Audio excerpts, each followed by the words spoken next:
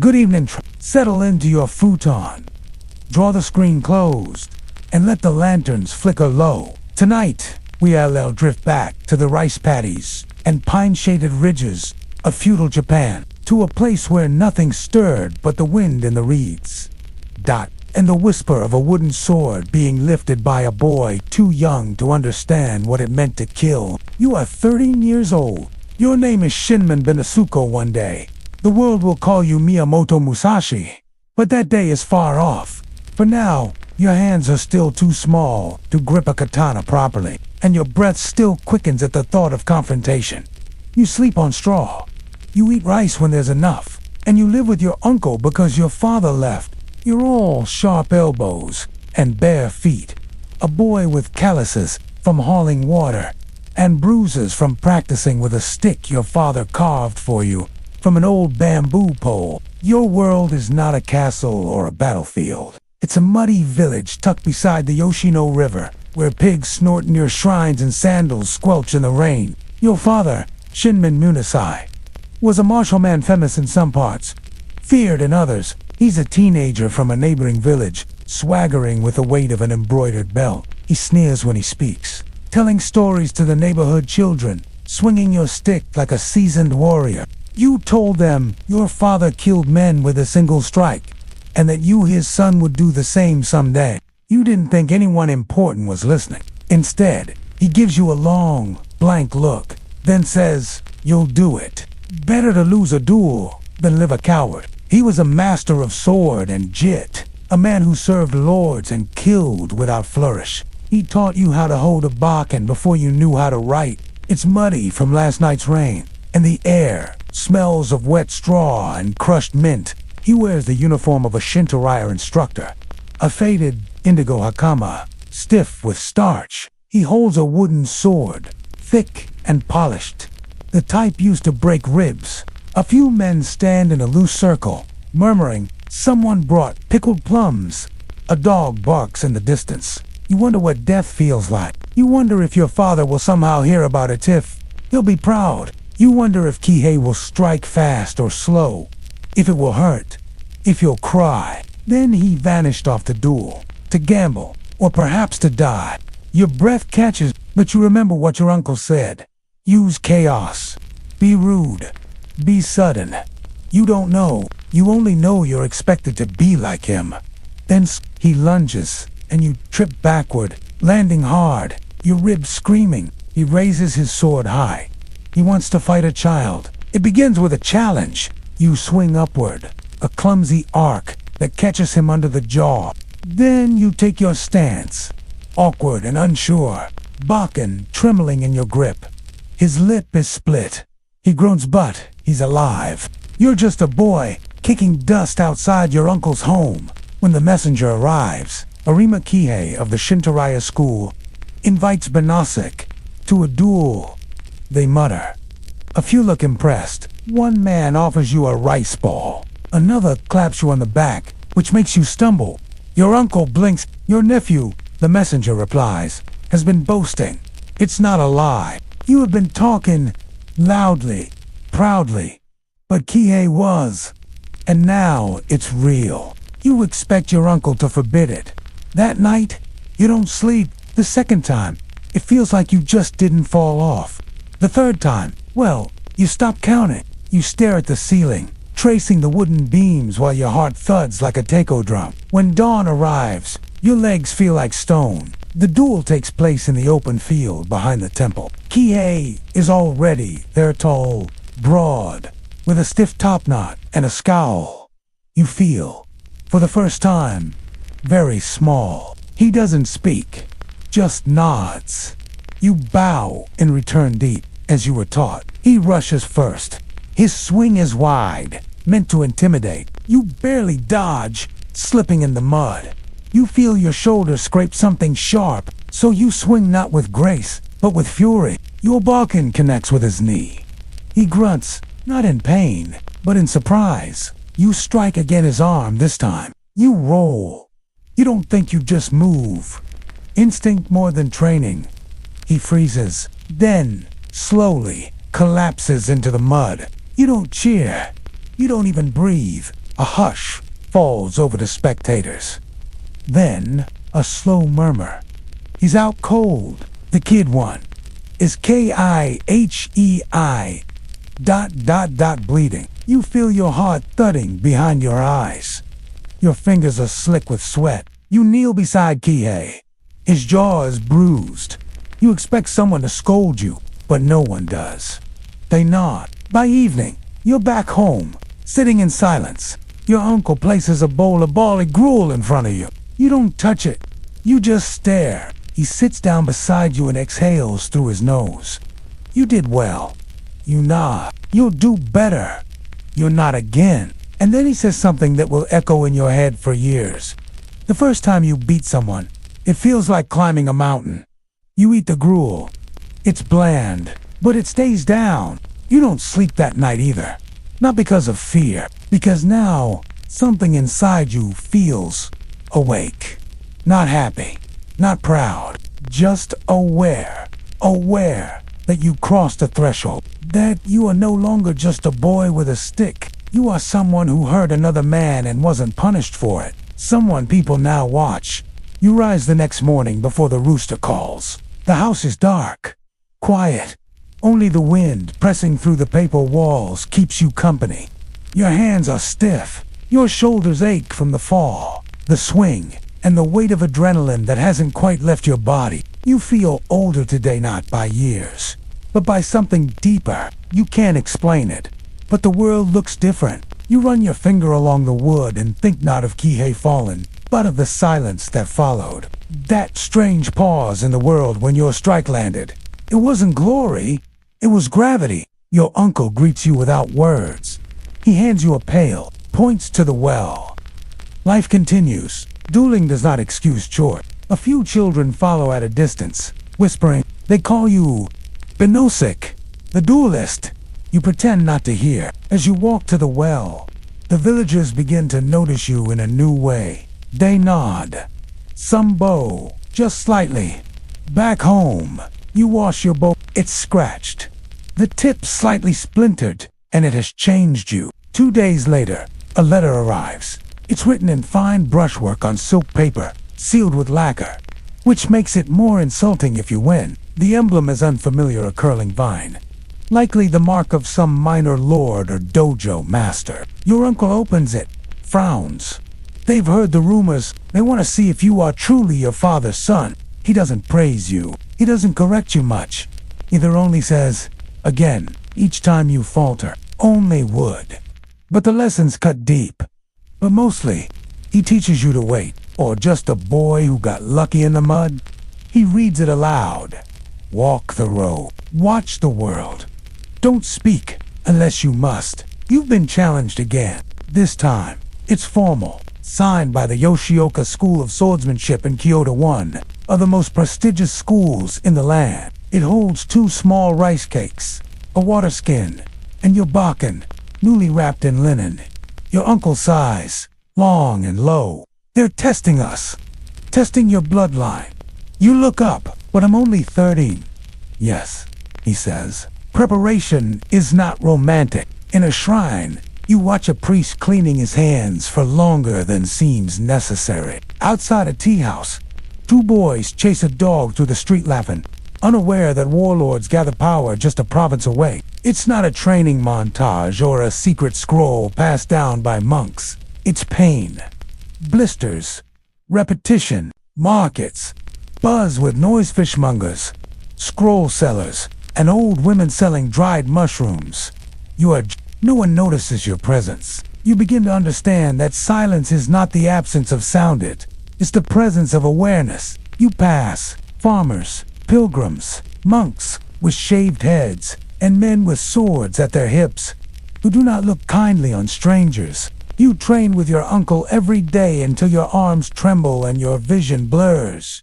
You don't use real swords. A dojo hall built from cypress wood, echoing with the low thud of footwork and wooden clacks of practiced swords. Men in white and blue uniforms spar methodically, while an older man watches with crossed arms. Your opponent is not a man, he tells you. His weight, breath, impatience.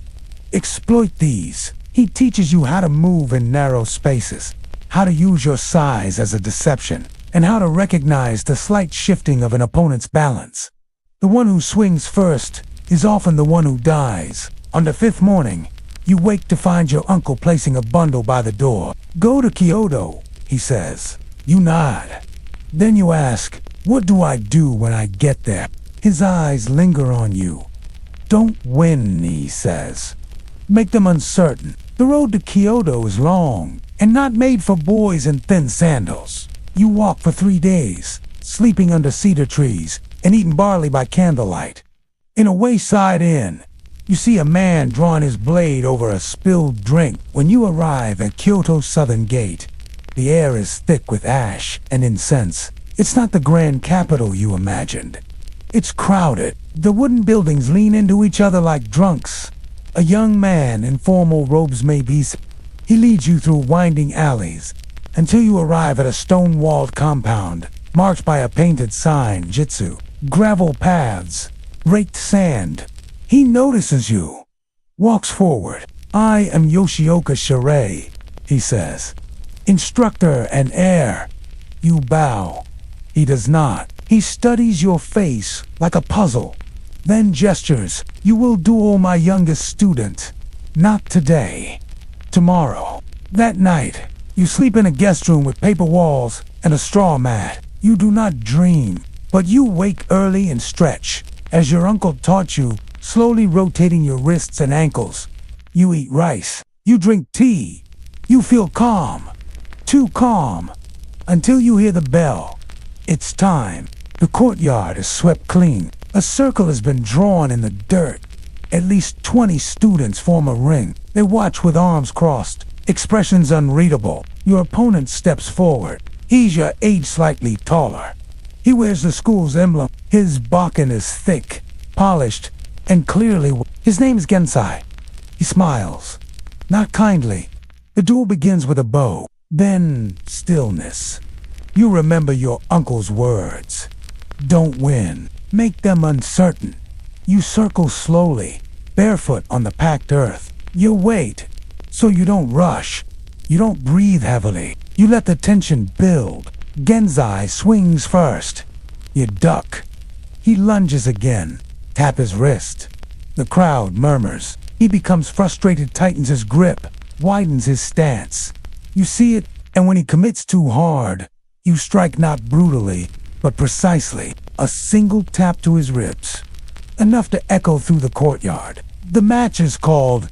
You bow, then walk away without waiting for praise. That evening, Shirai summons you privately. You are undisciplined, he says, but effective. You bow again. He continues. You lack form, but you understand rhythm. He does not offer praise, only insight. Then he asks, "Why didn't you finish him?" You pause, then answer, "Because I didn't need to." He studies you, lips tight. You'll make enemies. You nod. Yes. He leans back. "And friends, you consider."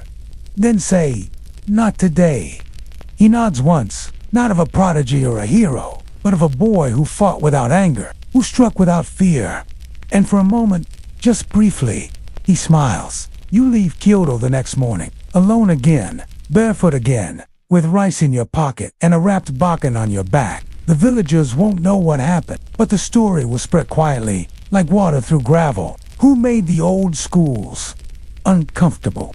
The road home feels shorter. Your sandals are worn nearly through. The skin between your toes itches from days of grit and sweat. A branch you tied as a walking stick is cracked at the top, leaning as you walk. But your pace is steady. But everything looks smaller now, and quieter. You pass through the same rice paddies, the same mossy temples, and the same bent willow trees you passed just days ago. The weight on your back is not your bakken, it's reputation. You're no longer Shinman Ben, the boy who washed rice bowls in silence and practiced in the yard when no one was looking. Now you're the boy who fought the boy who didn't lose, and that story, like rainwater in a basin, has already begun to collect in the minds of others. He notices the way you set your sword down now carefully, without the. He notices the way you move slower, but more certain. When you return to your village, your uncle doesn't ask questions. He watches you eat. You're different, he says at last. With curiosity, with suspicion, sometimes with fear. You nod. You carry buckets of water and swing your bark in its shadows cast by the pine trees at dusk. He doesn't say good or bad. He just nods back. The days settle again. You help in the garden. You scrub the floor, but people look at you longer now. But his movements are too clean for a wanderer. His hands are calloused in the right places, and he walks with the quiet grace of someone who knows exactly where his feet fall. That part never stops. One afternoon, a traveling swordsman arrives in town. Good. One is longer than most. The other curved, oddly likely. A mouth that's quiet is harder to predict. He wears a dusty blue haori, patched at the shoulders, and carries 2 swords, one at each hip, as tradition demands.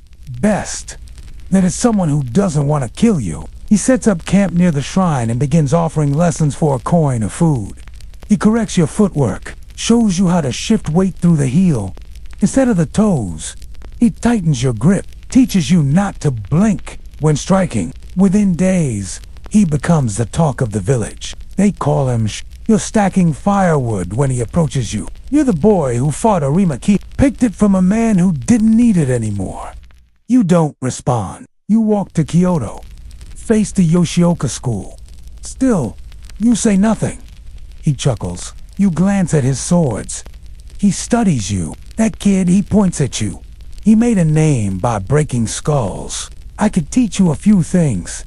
You look up, because someone will teach you eventually. You train with him in the early hours. Before the village wakes, he teaches not with words, but gestures. Sometimes, you spar with real blades slowly, carefully. You nick your wrist once. It bleeds for a while. He doesn't help. Pain is part of understanding, he says. Eventually, he lets you hold his curved sword. Korean, he explains. I've fought in him. You don't ask how the man lost it. The lessons continue until one evening, a drunk farmer stumbles into the practice yard and slurs, "That boy's a murderer." You freeze. The man sways. Arima Kihei was my cousin. Good man. Taught in the next village. Shiranui says nothing. You step forward, but your teacher raises a hand. Reputation is borrowed, he says to the drunk. Truth is bought. The man leaves, mumbling. You feel your jaw clench. Later that night, Shiranui sits beside you near the fire. I've killed men, he says softly. Some by order, some by mistake. You wait, but the burden was never the act. He continues, it was hearing others explain it to me later, men who weren't there, who didn't know what it felt like to watch breath leave a body. You stare into the fire. He looks at you. Don't chase fame, chase form. Form is quieter. Then he hands you something, a scroll. It's unmarked. You'll understand in time, he says. Copy it, then burn it. The scroll contains nothing about swordplay.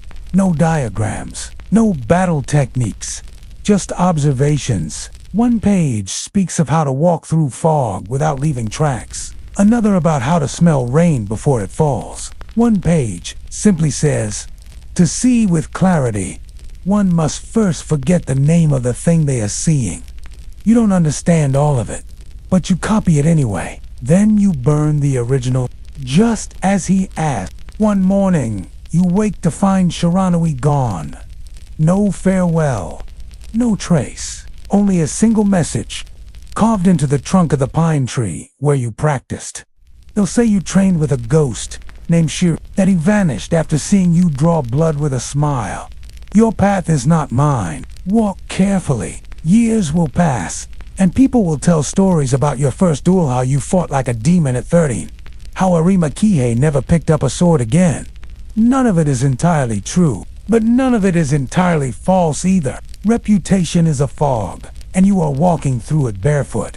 You will become famous, and the fire crackles, and the world is quiet, feared, invincible, some will say.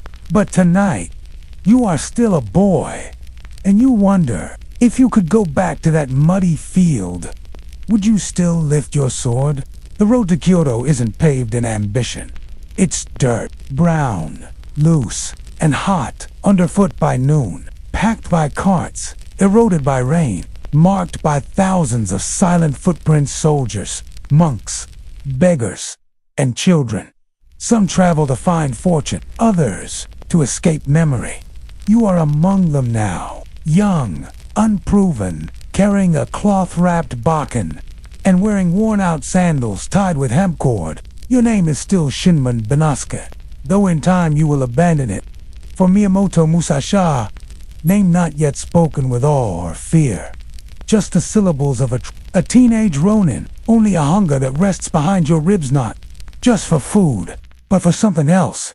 You thank her with a bow and no eye contact. She says you look too young to travel alone. You say nothing. A knowing, a sharpening, a chance to test yourself again. You carry no coin. No. Master Kyoto is 3 days away. Your first night is spent under a collapsed shrine gate. The Tourier leans against the hillside like a drunk who tried to stand but never made it.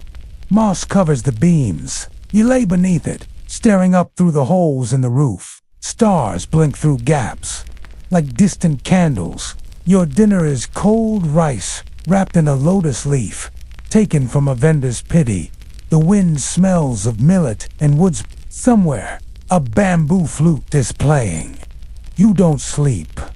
Not well, but you close your eyes and pretend that the night sounds lean in. On the second day, the road becomes crowded. You pass a monk walking barefoot, bells tied around his ankles. Whether you will, you there, boy Ronin, ever serve a daimyo? He waves. You nod. He offers a half-rotten pear. You decline. He chants slowly with each step, not for you, for himself. Later, you see a small boy herding 3 goats, each tied with fraying rope. People see the sword on your back and avoid your gaze. That, or they stare too long, as if wondering whether you've killed. You're learning how to walk through the world. It's a blade. Dusk quietly, decisively, alone. At a tea house outside UG, you meet a merchant with silver in his smile and lies in his pockets. A warm mist settles across the hills like silk thrown over a drum. Everything sounds muted bird calls. The creak of your sandals, the slap of your steps on the muddy road. He's seated beneath a paper lantern, sipping weak green tea, and telling the farmers how he once saw Toyotomi Hideyoshi speak to the gods from a mountaintop.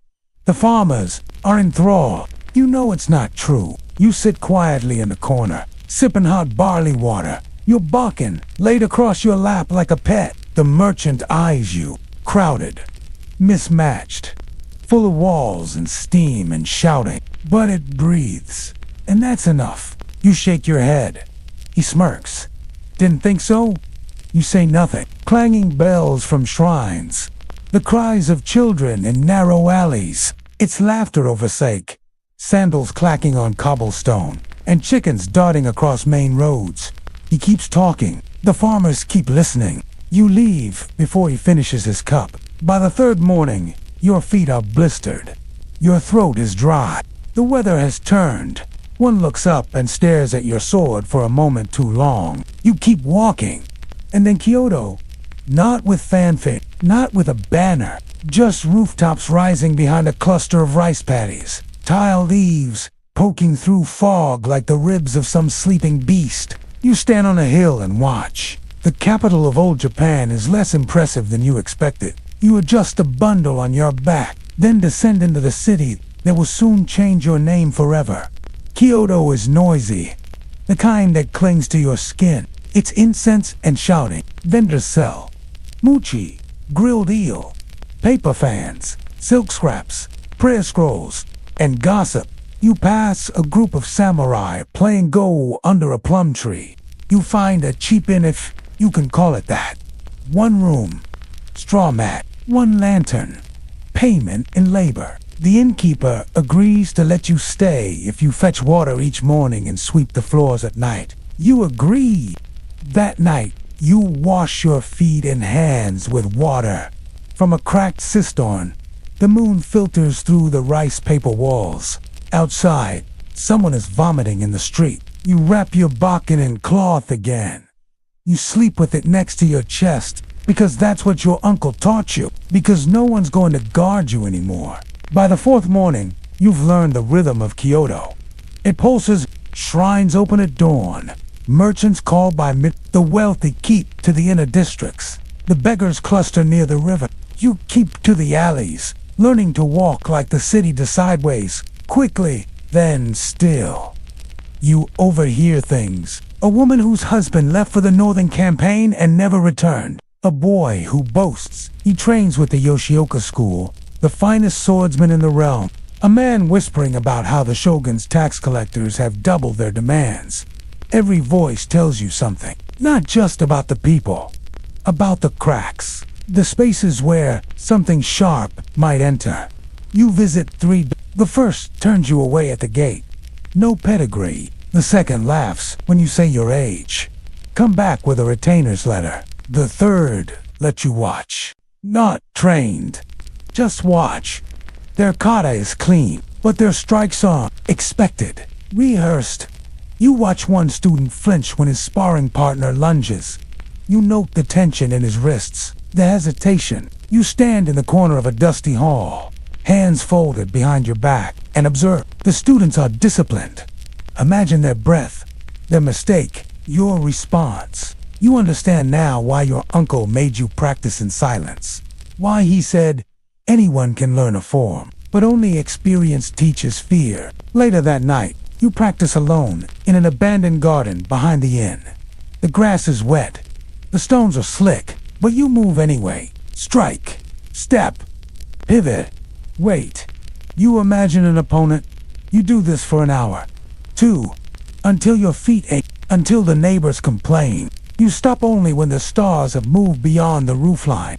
The answer to your question, when will someone finally test me again, comes not with a knock, but with a soft slide of sandals over temple stone. It's your 6th morning in Kyoto. You've just finished sweeping the insteps, the broom still in your hand, when a quiet voice calls from the alley. You're the boy from immersive. Your turn. A man stands there, mid-30s perhaps, dressed in layered robes that are too clean for a vagrant but too plain for a noble. His eyes are sharp, not hostile, just ... observant. I've heard of your duel in the south, the one with Arima Ki. You say nothing. His hands stay visible, palms open. He's not here for a fight. You didn't kill him, good. He steps closer. Come to Sanjasangandi tomorrow morning, he says, just before sunrise. Why? There's someone who wants to see how you move. Then he turns and is gone. That night, you don't sleep, wrapped tightly, slung across your back with a twist of cloth. You oil the wood, just a little, and check for splinters. You memorize your grip. You count your breaths, not from fear, but from calculation. You think about what to wear, what to eat, and whether to bring your bakken or not. You do. A single monk sweeps the road outside a shrine. He nods. You nod back. At dawn, you walk through Kyoto's misty lanes, past silent shop fronts and shuttered tea. The temple rises slowly from the mist like a ship at anchor, lined with 1,000 golden statues of Cannon, the goddess of mercy. They gleam softly, even in the morning haze, like patient witnesses to human affairs. The Hall of 33 Bays, one of the longest wooden buildings in the world. Quiet, shadowed. You stand at the foot of the temple steps. Your opponent, no fanfare, no entourage, just a man, maybe 20, with a short beard and clean robes. His hair is tied back neatly. The gravel path crunches beneath your heels as you find your stance. Tamaji miras you not, mockingly, but as if testing whether you really believe in your form. Informally. Which means he left, or was pushed out. He carries no steel, just a wooden practice sword, with red lacquer marks. At the base, he notices your bakken, and nods once. You strike low. I've heard off-center, from the left shoulder. You say nothing. but your footwork is strange. Loose roof. Still, you say nothing. He smiles. Good. Let's see what that gets you. You stand in the temple garden. The statues of Canon watch from the open corridor. A breeze moves through the bamboo, and then it begins. The first strike comes high and angled. You step aside. He's fast, quicker than Kihei. He recovers instantly and slashes again. Low this time. You block. Barely. Feeling the reverberation up your arm. Your wrist stings. You pivot, letting the momentum carry you behind him. He turns, grinning.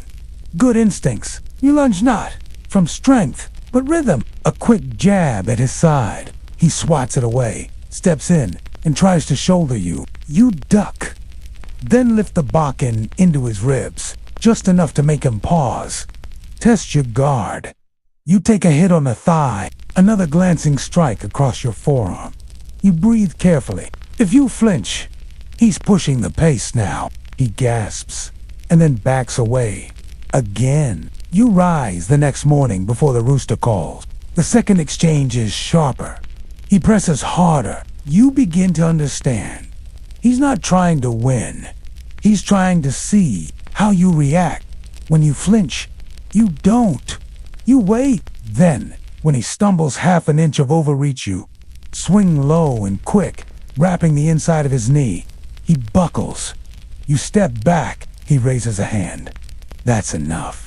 You both bow. His breathing is faster now, but controlled. He touches his knee, winces, and laughs. You don't duel, he says. You. Corner? He's brilliant. Precise. Obsessed with form. You blink. It's not a fight with you. It's a narrowing corridor. He chuckles again. That's going to make people very nervous. Broke someone's tooth with a training sword. Later. You sit beside the temple pond. He brings tea.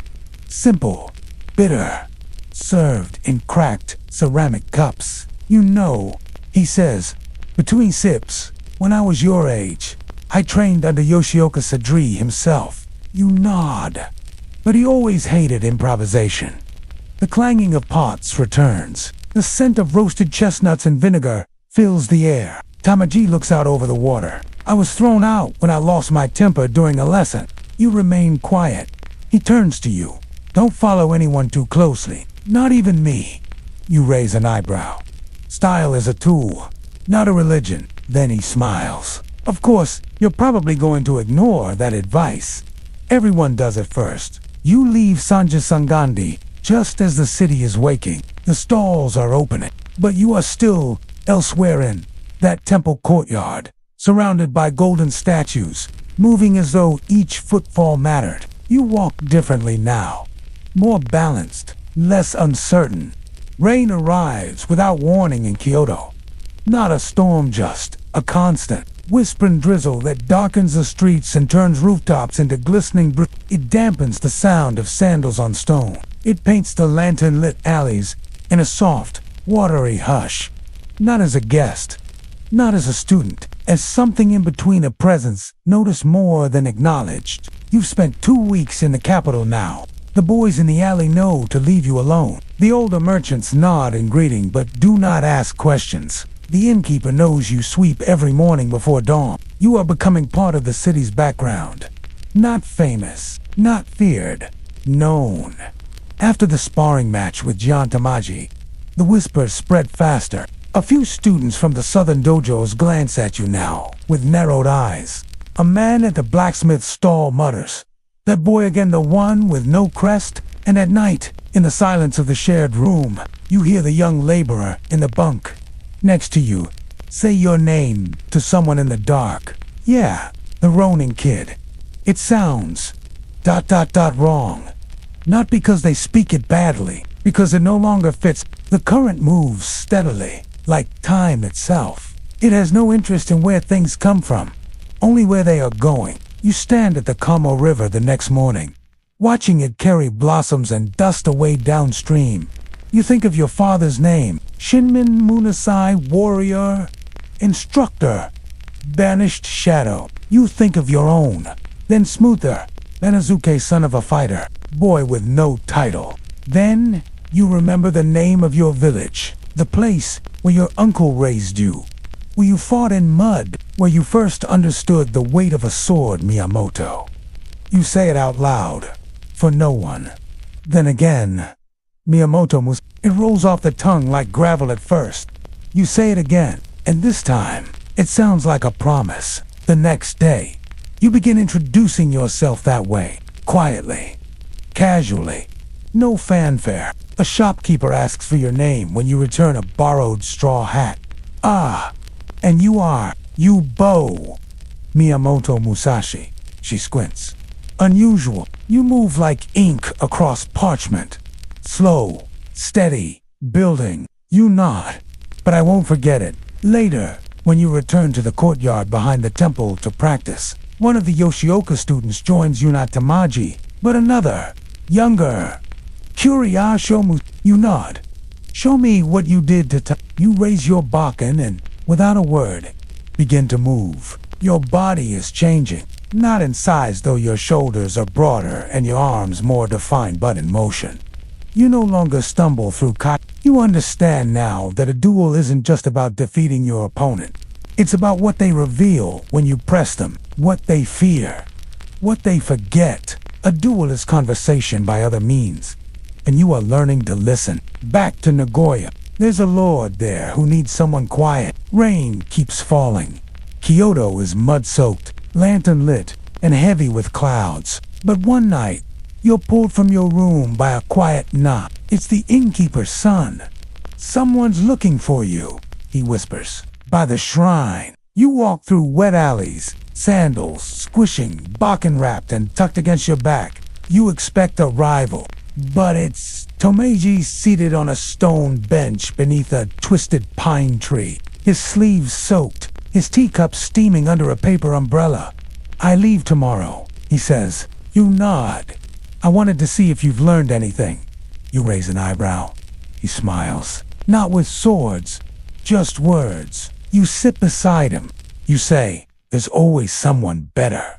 He tilts his head. That's all. You add, but most don't know where their weakness lives. He grins. Now you're starting to sound like a philosopher. You glance upward, letting the rain hit your cheeks. He looks at you for a long time. You're not who you were, he says, and that's good. But be careful. Some people get addicted to changing. They forget who they ever were. You nod slowly. He finishes his tea, stands, and bows. Take care, Miyamoto Musashi. He walks away. You don't call after him, because it feels like the right goodbye. A week later, the innkeeper calls you in. Your debt's repaid. He says, you bow, expecting to leave, but he stops you. Stay, if you want. My cousin's husband runs a He's looking for someone to clean the floors and assist the students. You accept, quietly. No posters, no boasts, just murmurs. Not because you seek instruction, because sometimes the next path begins, where humility returns. By the end of the month, the name Musashi is known in 3 districts. The boy with strange footwork, the one who spars without fear, the one who waits too long, and then strikes too fast. But still, you sleep on a straw mat, still eat rice and pickles, still wake before dawn. Because the journey isn't over. It is only widened. There are duels you pursue, and duels that pursue you. This was the second kind. The kind that crept up like a cold draft beneath the door. The kind that came wrapped in formality but reeked of warning. The kind that wasn't about pride or even victory. It was about testing the rumor of a name. You are Miyamoto Musashi now. At least, that's what you call yourself. Kyoto knows you. Not well, but well enough. They say you don't bow unless it's needed. That you strike late and win early. That you walk like a farmer, but fight like a demon. In 2 districts, your name is a whisper. In 1, it's an echo. People repeat your victories like fables. You've never called yourself a master, but others have started to. And that's why the monks came. They arrive in silence. 2 of them, robes soaked from the misty roads, sandals covered in temple dust. Their heads are shaved, their eyes calm like lake water before the wind stirs. They find you sweeping the courtyard of your employer's dojo. You don't look up. One speaks, "You are Miyamoto Musashi." You nod once. There is interest in your technique. You keep sweeping. A temple known not only for its discipline, but for crafting warriors sharper than their weapons. Men who use the yari not just to defend, but to pierce the soul of an attacker with geometry, angles, and grace. There is interest, the monk repeats, at Haizuen Temple. You pause. A school of monks famed, not just for prayer, but for Shutsutha spear. Just a scroll, red stamped with a mark of the temple, an invitation folded like a riddle. You've heard of them. Everyone has. You are invited, the monk says. He offers no details. They bow deeply, then leave. You know what it means. Its grounds are quiet, swept, immaculate. A koi pond reflects a pair of wind chimes swinging under the eave. It means someone inside that temple doesn't believe what they've heard about you. It means someone wants to see you tested not in a street brawl, but in sacred space beneath statues of Buddha and banners of wisdom. It means risk and possibly shame.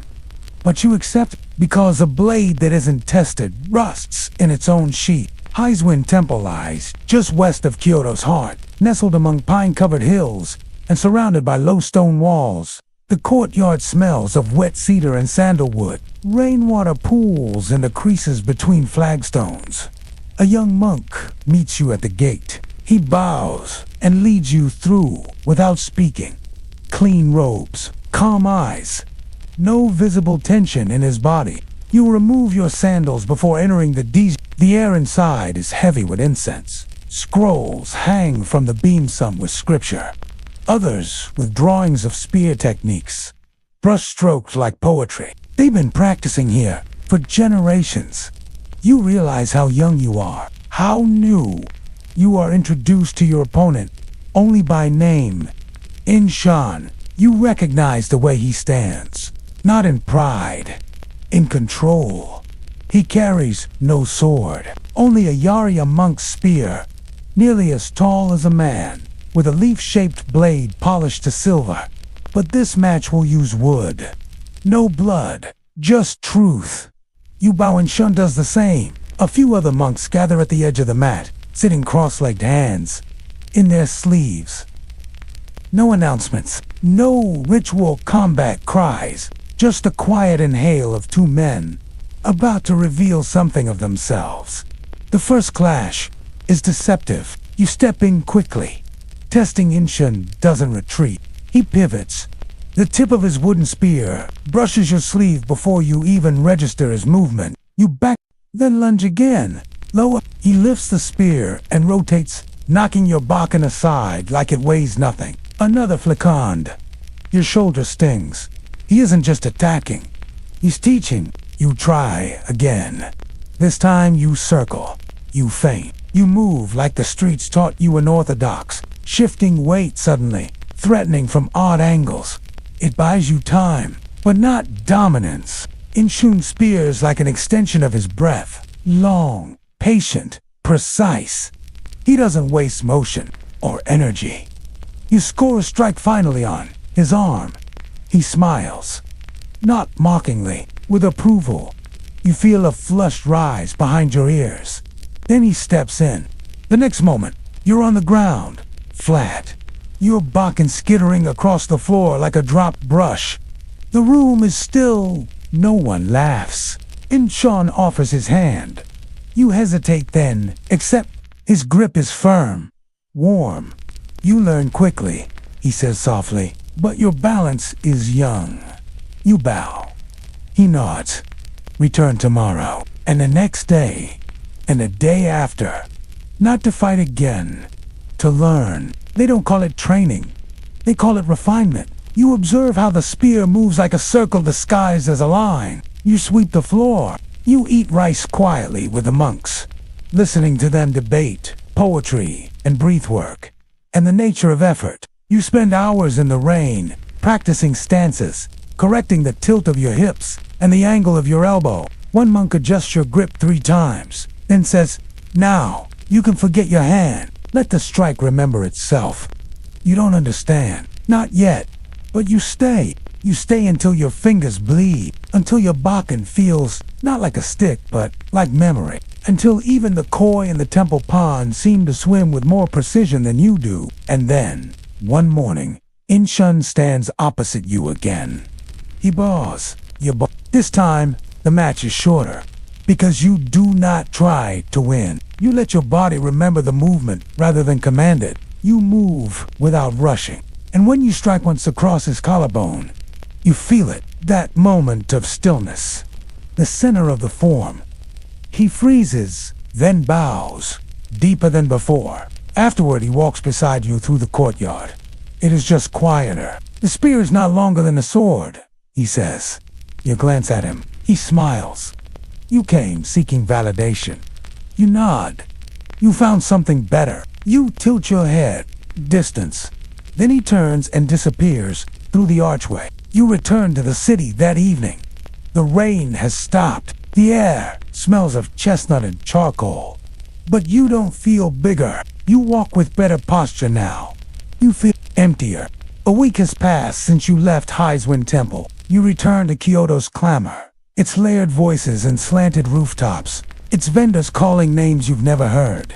And its alleys that still hiss with wet stone and fried oil. The city hasn't changed, but you have. You no longer try to make your sword visible or invisible. Quiet. Like weeds between tiles. It simply is. You don't walk faster. You walk lighter. Your stance is more centered now.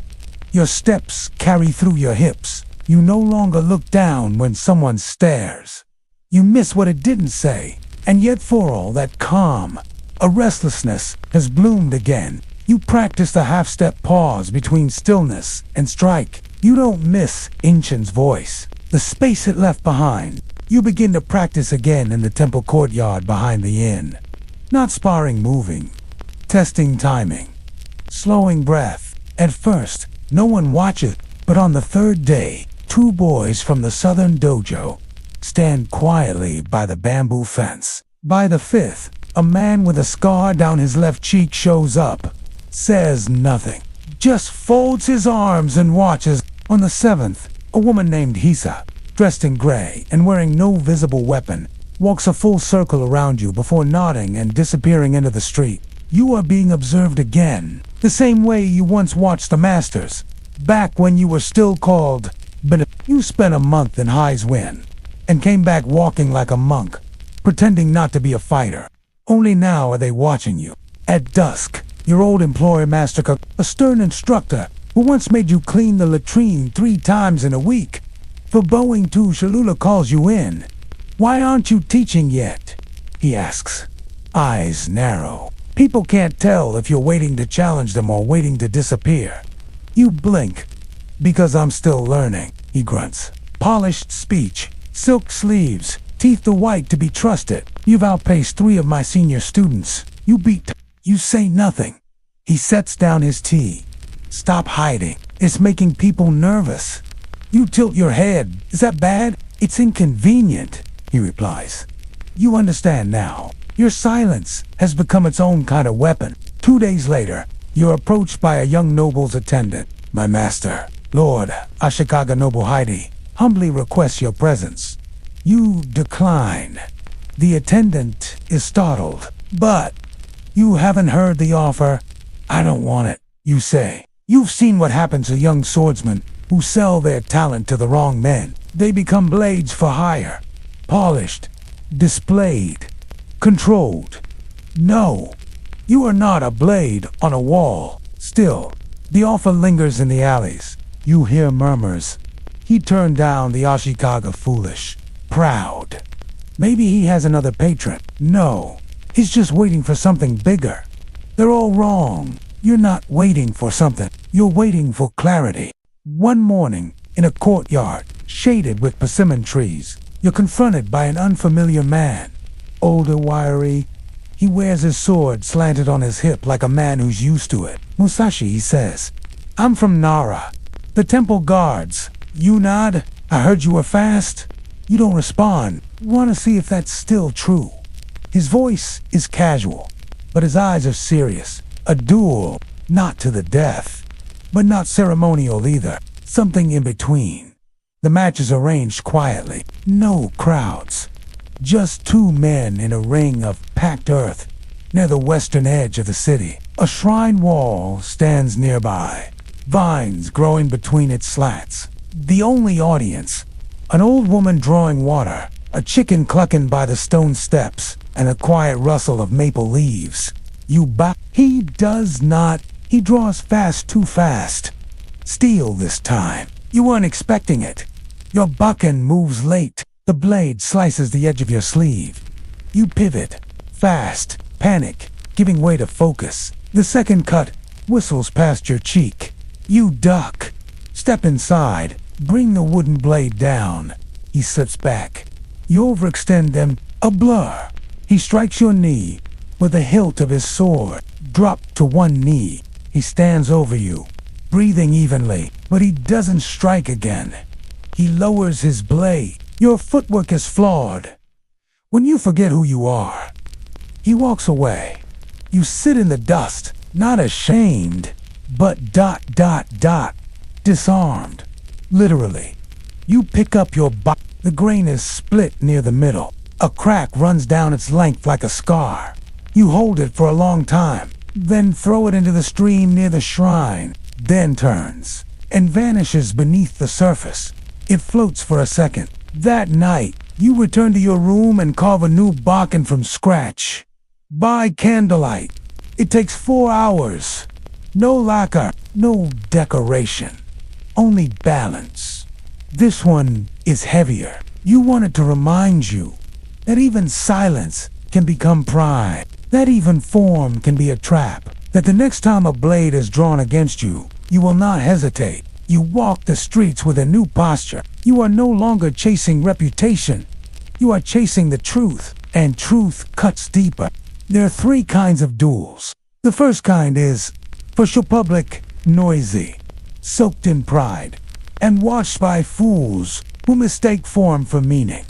You've seen them already. Street corners and city courtyards. Young men eager to be remembered. The second kind is for honor. These are quieter, but more dangerous. They start with silk-wrapped letters and end with funerals, whether literal or social. The third kind, is the one you find yourself in now. The kind fought within. No crowds, no declarations. Just a blade, a scar, a memory. The day after your knee was bruised and your bakken splintered, you leave Kyoto. No announcement. Past the old woman with her cracked jar. Past the painted shrine walls. You just go. Past the garden gates. You take only what you need. To rice balls, your new wooden sword, and a length of cloth to keep the rain off your shoulders. You don't know where you're going. You see smoke from small hearths curling out of wooden huts. You sleep near a stream the first night, listening to frogs warble like monks, drunk on moonlight. You only know you can't stay. The road bends south. The hills rise gently, and the sky is gray with unshed rain. You pass farmers hunched over flooded paddies. They nod but say nothing. You begin to breathe again, not because the city was wrong, but because silence doesn't echo as loudly in the countryside. 2 days out, you reach a hilltop temple. Small, overgrown, abandoned, except for one monk who tends to the gate and keeps a kettle always warm. He doesn't ask your name. He just says, "Stay a night or more. Rain's coming." You accept. He offers you a corner of the prayer hall to rest in. He hands you a chipped bowl of barley porridge, too hot and too salty. You eat every grain. He watches you practice outside the next morning, then says something that lands like a stone in your chest. Your stances are beautiful, but your center is broken. How to watch the birds without naming them. You stop mid-swing. You ask him what he means. He smiles gently. Even the most graceful branches rot if their root is cracked. You stay 3 nights.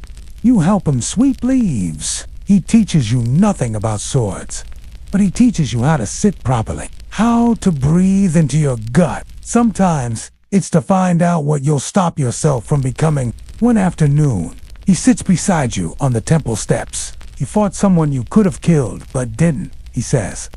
You nod, and now you wonder whether you failed.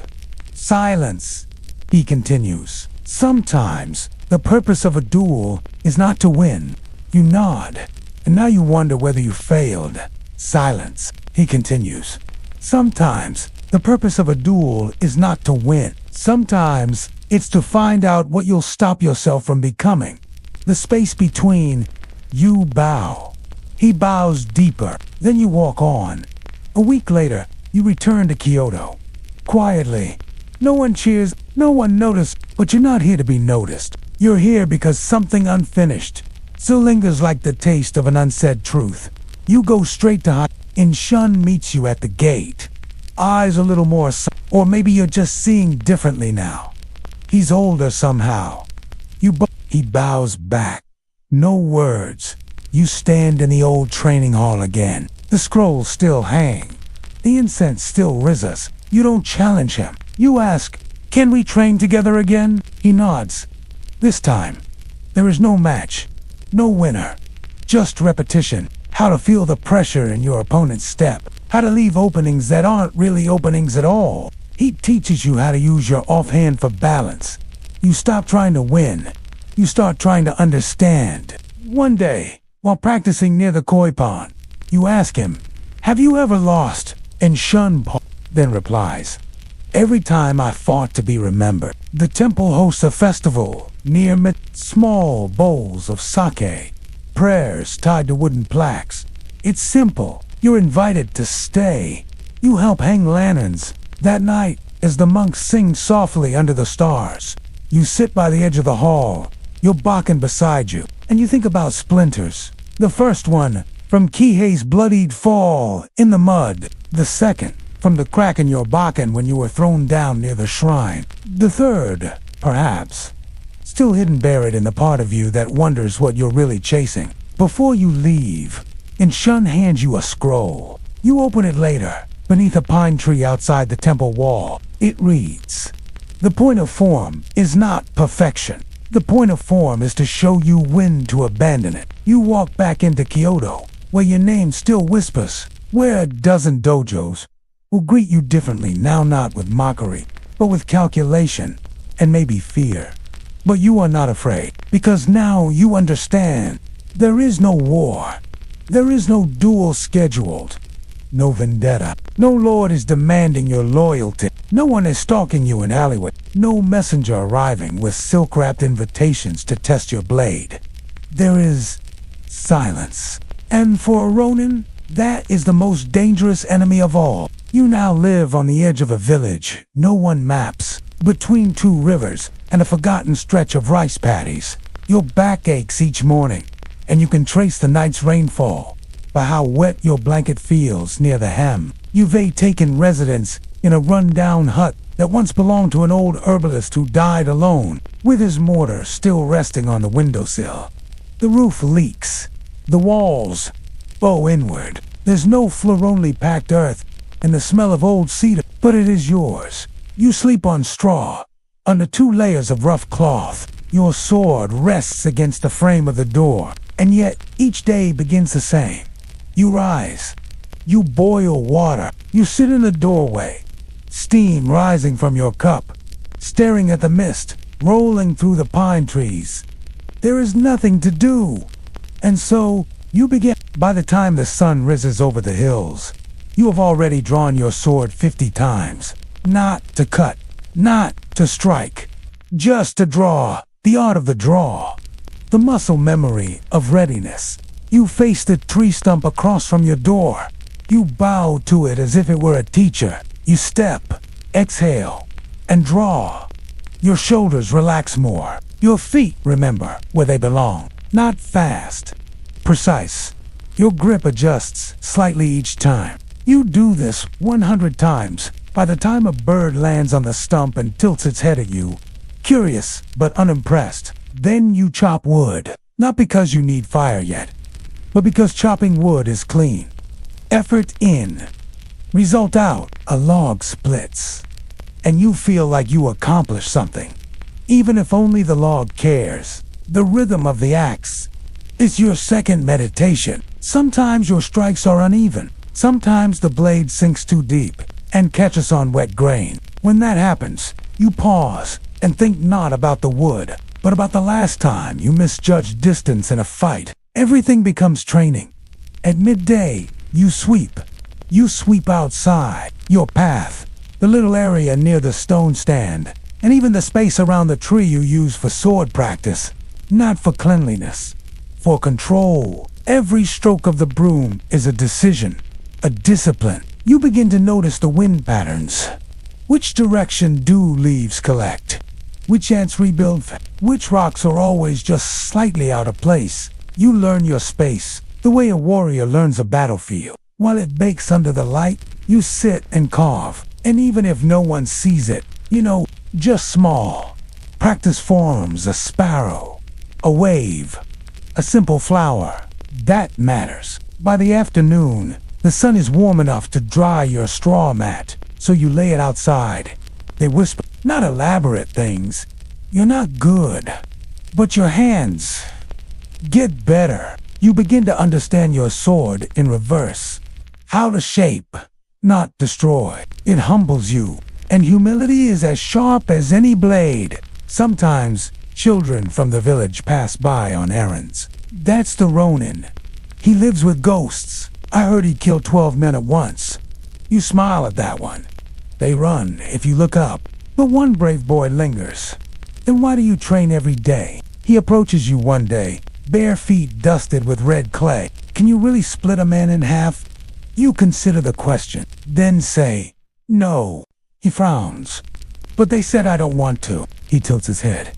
You look him in the eye. Because someday I might have to. More like a child you're trying to keep from misbehaving. He doesn't return for 3 days. When he does, he brings a rice ball. Doesn't say a word. Just leaves it on the stump and runs off. Pickled radish. A small fish. If the river was generous, you bow to the rice ball and eat it slowly. By evening, you clean your sword. You haven't used it, but still it must be clean. You rub the blade with oil-soaked cloth. Trace your fingers along its ridge and feel its hunger quiet. Patient, you whisper to it. Not like a lover. Not today. Dinner is plain. Barley. You eat in silence. The same way you trained. The same way you'll sleep. You'll lie down on the warm mat. Wrap the sword beside you in cloth and stare at the beams of the hut. You listen to the forest. You listen to the stillness in your chest. And then you think the same question you've thought for 50 nights in a row now. Will the next strike come from outside, or from inside? Because boredom is not peace. It is pressure without motion. And a Ronin in stillness is like a blade sheathed for too long. Will it draw cleanly when needed? Or will it crack? The old monk appears on the 10th morning. He doesn't knock, doesn't clear his throat. He simply stands at the edge of your clearing, watching you sweep pine needles from the dirt path. Like it's the most sacred ritual in the world. You don't look up. You just keep sweeping. Eventually, he speaks. Do you always begin your killing like this? You pause for a heartbeat, then say, only when it rains. Needles instead of blood. Eat your culls. A Ronin with wit. How rare. You rest your broom against the cedar trunk. Just a bundle on his back and a walking staff. He is older than you expected, hair, white eyes, clear. He carries no visible weapon. You bow. He bows deeper. I'm here to watch you not be tested. I'm not here to test you, he says. He stays 2 days. Sleeps on the mat while you rest outside under the stars. Doesn't ask to spar. Doesn't brag about former exploits. Just sits beside you in the evenings, sipping bitter tea and humming tempo verses off-key. On the second morning, he watches you perform kata. You strike low, pause, step, and reset. You repeat. He counts softly. 14, 15, 16. 16 again. You turn your head slightly. You lost your rhythm. I don't count for rhythm. You say, I account for loss. He nods, unsurprised. Then you've learned something important already. At midday, he asks to borrow your broom. You hand it over. He begins sweeping not poorly, but differently. Each stroke covers a longer arc. Each circle he clears feels like it means something beyond dust and order. You hold your sword the way you hold this broom, he says, stiff in the wrist. Too ready. You blink. I thought I was relaxed. He shakes his head. Relaxation isn't the absence of tension. It's the control of tension. You say nothing. He continues sweeping until the wind scatters what he's cleared. Then he leans on the broom and smiles. That's life. You sweep. The wind returns. That night, you ask him if he was ever a warrior. He looks into his tea. I was born a peasant, grew tired of being stepped on, became a soldier. I killed a man before I learned his name. Then 3 more. Then 17. You wait. Eventually, I stopped keeping count. And that's when I knew it was time to stop. You nod slowly. Did you win? He shrugs. I survived. Is that winning? The next morning, he's gone. But he leaves something behind. Folded piece of cloth wrapped around 3 smooth stones and a note written in brushstrokes so faint they nearly disappear into the paper. Sweep like it matters. Draw like it doesn't. You place the stones by the front step. They become your new marker for the edge of the training ground. You sweep around them each day. You never move them. Boredom returns. But now it's different. It no longer feels like emptiness. It feels like discipline, wearing ordinary clothes.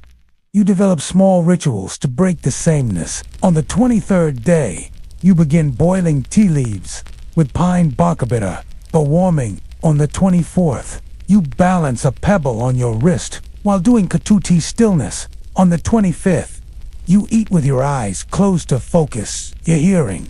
Each habit seems silly, but each one reveals something. That your left ankle is weaker than your right. That your breath shortens when your blade points west. That your shoulder tightens when you anticipate judgment. No master would have told you that. Only repetition could. A woman from the village begins to visit. Old, crooked, with a bent back and the voice of dry parchment. She brings pickled turnips. You give her carved animals in return. She asks no questions.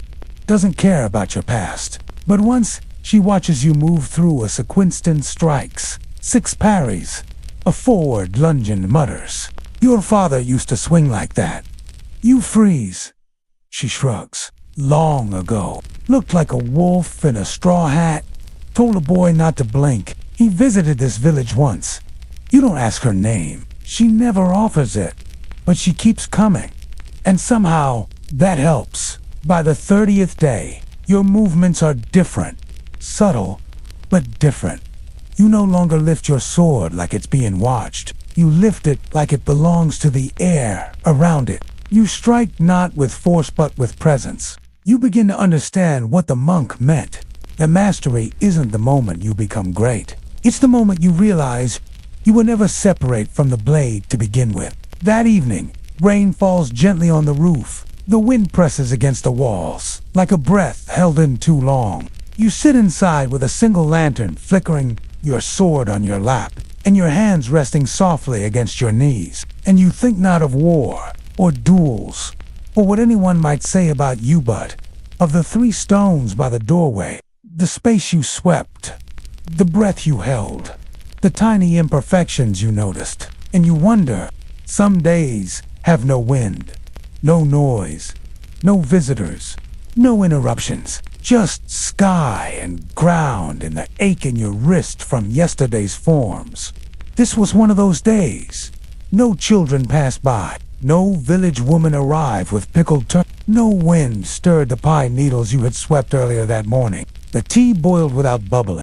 The sword, resting in its wrap beside your knee, seemed almost shy in the silence. You clean the edge of your wooden practice ground with careful motions, circling the 3 stones the old monk left behind. It was a perfect day to test a theory. Can a warrior exist in full discipline, even when there is no one to fight, nothing to prove, and no one watching? You begin the day as always. Breath held, tea poured, straw mat folded. Each stroke of the broom feels heavier, not physically but in meaning. There's nothing too clear, and yet you sweep anyway.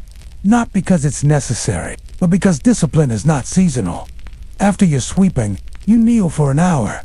No sword, no kata, just sitting. You place a pebble on the top of your hand and close your eyes. Every time it falls, you start again.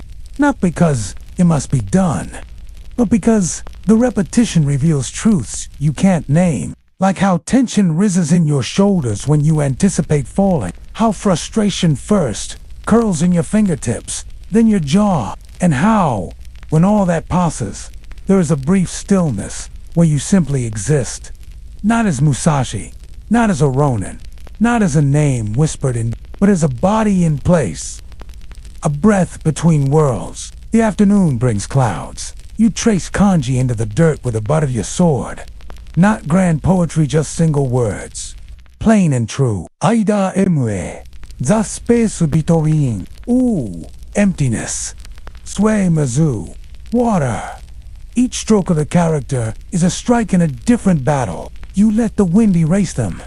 Not a warrior, just a man who's walked too far on tired legs. And start again. Around sunset, a traveler does appear. Thin, ragged. He asks for water. You give him a cup. He sees your blade and asks, "Are you one of those Ronin?" You don't answer directly. He drinks, wipes his mouth. Then he says, "Do you ever miss being useful?" You raise an eyebrow. "To a lord," he clarifies. "To something bigger than yourself." You then answer, "I am something bigger than myself." He squints. "Isn't that lonely?" You smile. "Yes," but not hollow. He leaves before full dark. You sit with your tea, watching a pair of fireflies spiral around the edge of the clearing. The sword rests beside you, untouched today, but that doesn't mean it went unused. You drew it every time you made a choice to remain present, to move with purpose, to sit with stillness, to respect the routines that shape the inner blade far more than steel ever could. You sleep earlier than usual that night. No distractions. No visitors. No ghosts. Just the gentle whistle of the wind through the pine boughs above and the slow turning of the world beneath you. And before your eyes close completely, one thought returns quiet, persistent, like a splinter just under the skin. If peace is earned by preparing for battle that never comes, then are you still fighting, even in peace? You do not sleep the night before. Not because of fear, but because of clarity. Sleep belongs to those who are uncertain, those who try to forget what morning will bring. But you have made peace with dawn. Tomorrow, you will fight society, not just a swordsman, a rival. The Tylees always arrive first, long before the footsteps of the men themselves. They whisper things you wish you could deny, a mirror you cannot avoid. You've heard the stories just as he has likely heard yours, that Kajiro's blade sings like the wind, that his strike, the Tsubayan Geishi, the swallow reversal, cannot be seen, only felt, that he's handsome, confident, and calm, even in rage, that he laughs while fighting, a quiet place, usually reserved for fishermen and birds. You do not laugh, you prepare. The duel is set to take place at Ganrijima, a small island off the coast of the Shimonoseki Strait. Now, it waits for history. You've chosen this place because you wanted space, and because space reveals who is willing to close the distance. The sky is pale when you arrive at the dock. You carry no luggage, no formal robes, only a long bokon carved from an oar in the hours before dawn. People will say this was disrespectful, that you showed up late, that you mocked the match by refusing steel. They are wrong. You studied Kajiro, his speed, his reach, his reliance on elegance. So you carved a sword longer than yours. From oak, from silence. A crane lifts from the shoreline and glides across the mist. From necessity. It is ugly, but balanced. The boatman doesn't ask questions. He just grunts and nods toward the island. You step in, The water is still. The oars slap in rhythm. You do not speak, because this isn't a journey. It's a sharpening. As the island draws near, you see a figure already standing at its center. His robes are deep blue. His sword, a katana, longer than most, gleams in the morning light. He stands with one foot, slightly turned, as if already in motion. You know he's been waiting long enough to be angry. Perhaps that's part of the plan. Perhaps not. You step off the boat barefoot. The sand is cool and damp. No greeting is exchanged. No bow. Only a meeting of eyes, and a silence so sharp it could split the sea. He's the first to speak. You're late. You nod once. Yes. He glances at your weapon. Is that a branch? You let the wooden sword rest against your shoulder. A boat. Or he scores. Fitting. But he doesn't move, because he's trying to read you. And what he sees, perhaps, is not what he expected. Not arrogance. Not an apology. Only stillness. Have you come to die with honor? He asks, smiling faintly. You reply, no. Just to end something. He frowns at that, and in the space between his frown and his next breath, the duel begins. He draws first. Not flashy, not rushed, just a clean draw. His feet slide effortlessly over the sand. You step forward, not backward, closing the distance before his strike can fully unfurl. Your wooden sword rises, angles, and meets his with a crack that sounds like thunder splitting a shrine gate. He spins. You duck. The sabam gashi, his famous swallow, cut flies through empty air. Your shoulder feels the rush of it. A whisper from death, but you are already behind him now. Already shifting weight, already lifting your bakken, and freezing just for a breath. Because you see him not just as a rival, as a man. Eyes wide, mouth tense, focused, real. You could end it. Now, one swing to the neck, one blow to the temple. You could be the victor, the legend, the invincible. But instead, you step back, lower your sword, and speak the one word no one expected. No. He blinks, confused. What do you mean? No. You let the tip of your sword rest on the sand. This isn't your day to die. He's panting now, whether from effort or rage. You can't tell. You insult me. No. You say, I spared you. He lifts his katana again, but you raise your free hand palm out, and then you do something even stranger. You bow. The sea is quiet behind you. The wind stills. And for a long time, Kojiro doesn't move. You feel it then. The tension of 1,000 possibilities. Strike, surrender, spit. Speak, but instead, he sheathes his blade. Not angrily, not proudly, just carefully. Then he turns and walks away. Without another word, the boatman says nothing. As you step back into the skiff, the island grows small behind you. The duel never ends, because it never really began. That night, no one sings of your victory, because you didn't win. You chose not to lose, not by dying, but by becoming more than what the world expected. You awaken two voices before the sun has fully risen. Not birds, not monks chanting at a distant temple. People. They're gathering at the harbor, whispers weaving like incense smoke in the damp morning air. They're saying your name. They're saying his. You sit up slowly beneath the pine tree on the hillside, the rough blanket still clinging to your shoulders. You can smell salt in the wind. Below you, Kyoto's docks begin to stir as fishermen return and vendors stack boxes of dried sardines. Someone spots you, a young boy, no older than you were when you first struck Kihei in the mud, points with both hands. There, that's him. Suddenly, you're not just a man with a sword anymore. You're a story walking. You make your way down toward the pier. Boken still strapped across your back, a few leaves tangled in your hair. Two men step aside as you pass. One of them mutters, "He killed him with a wooden stick." Another responds, "No, he never struck. just stood there and made the great Kojiro back down. A third whispers, they say he came late on purpose to throw off Kojiro's rhythm. You don't correct them. You don't speak at all, because you know how these tales are born. Not from truth, but from need. At the tea shop near the harbor, an old sailor presses a cup into your hand before you even ask. It's on the house, he says. You nod, take a sip, and sit facing the sea. A young merchant with ink-stained fingers approaches slowly. Master Musashi, he says carefully. You glance up. He bows awkwardly. I write for the Kamen Town Scroll. I heard you duel Sasaki Kojiro. Did he fall or yield? You raise an eyebrow. He fidgets with his sash. We'd like to publish an account.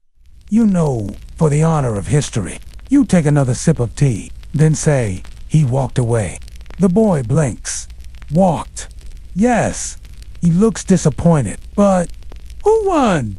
You shrugged. And that's when you realize he needs the duel more than you ever did. Later that day, you hear a different version of the tale from a pair of dockworkers playing dice under the bridge. They claim you carved your bakken from the oar during the boat ride, using only your fingernails and fury.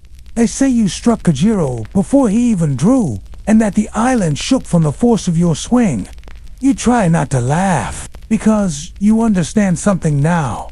The duel that didn't happen is more dangerous than the ones that did. Still, part of you wonders, where is Kojiro now? Is he brooding, training, waiting, or did your refusal to strike leave something jagged in his chest? Unfinished rhythm, a breath caught mid. You don't know. But that uncertainty has a strange weight to it. Not like guilt, more like potential. 3 days later, a letter arrives, folded in plain paper. No crest, no calligraphy. Flourish.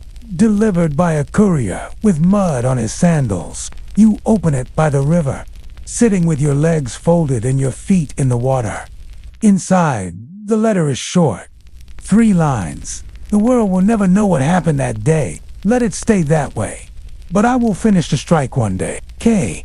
You read it twice, then burn it. Let the ashes float down the current like bits of unspoken truth. You begin walking again. Not toward another duel, not toward another legend. Just away. Away from the noise. Away from the questions. But before you go, you visit a local carpenter. You ask him to fashion a sheath knot for steel, but for wood. Something to carry your oar blade with dignity. He looks confused, then amused, but he agrees. And when it's done, you slide your weapon inside with the same care you'd give to a real sword. Because now you understand. A sword doesn't need to cut to change someone. The next village you visit has never heard of Sasaki Kojiro or Musashi. The blacksmith doesn't ask who you are. The children don't whisper behind fences. The innkeeper just asks if you'll sweep the porch in exchange for stew. You agree. You sweep, slowly, methodically. The rhythm returns. The silence deepens. And somewhere in the distance, the sea continues to whisper things only swordsmen understand. You reach the mountain pass. By dusk. No destination, no obligation. Just a slow rhythm of feet over pine needles and gravel. The creak of your wrapped bakken against your shoulder, and the cold beginning to settle through your sleeves. The duel with Kojiro didn't end the way people wanted it to. No applause, no blood on the sand. No perfect finish to feed the poets. Instead, you walked away. And now, days later, weeks maybe, that quiet choice follows you like a shadow with no sun. Not haunting, just present. Because legends love closure. But you gave them a pause. You camped near a ridge that overlooks the valley. A soft place with moss underfoot and a tree to lean on. You gather twigs, light a fire with flint and dry grass, boil tea in a battered tin cup. You are apart from them now. Not because they fear you. When you sip, your breath fogs above it. Somewhere down below, villagers are preparing for night, closing shutters, calling children inside, and tying up chickens. But because they can't place you, you're the swordsman who didn't strike, and that doesn't fit the old stories. The silence of the fire is broken by your own voice.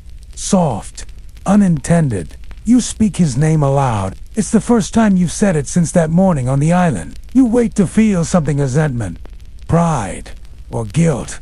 But there's nothing, only a dull hum beneath your ribs, like the lingering vibration of a strike that almost happened. Later that night, in a roadside inn 2 villages over, you overhear a group of traveling students, young, loud, self-important. They're drinking plum wine and retelling the story of a story. He killed Kojiro with a single blow, and the man's ghost never touched the ground. I heard Musashi fought dirty, showed up late, then ambushed Kojiro while he was distracted by the tide. No, idiot. One of them corrects. They both struck at the same time. Musashi just hit first. Another leans in. You're both wrong. They all nod, convinced. The innkeeper brings another round. You quietly finish your rice and leave before they see your face.